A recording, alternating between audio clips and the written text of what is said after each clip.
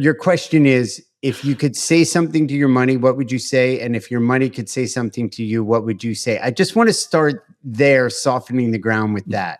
Sure. Well, if my money and I were having a conversation, maybe when I first started my journey, it would say something like, I would say something like, I'm sorry that I've neglected you so much and abused you. And I only pay attention to you when I need you and want to use you for something.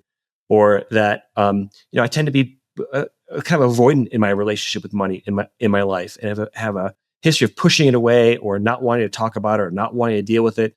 And I think my money would say back, hey, look, I'm here for you.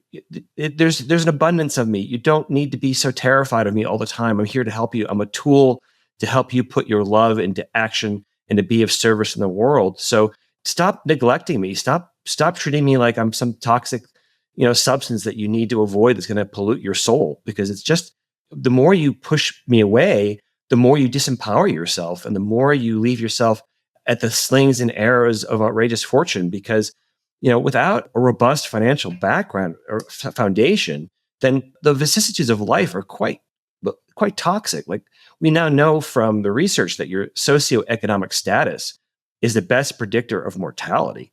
Like, the less money you have, the more all the bad things in life kind of pile up. Things like obesity, addiction, mental health issues, workplace injuries, domestic violence, all of these things that you don't want are going to increase the more you neglect me. So you're actually, money won't buy you happiness, but it can give you a level of security that you need before you're ever going to achieve some real happiness in your life. Because the stress of not having me around is unrelenting. It's like walking a tightrope over a pit of alligators every single day.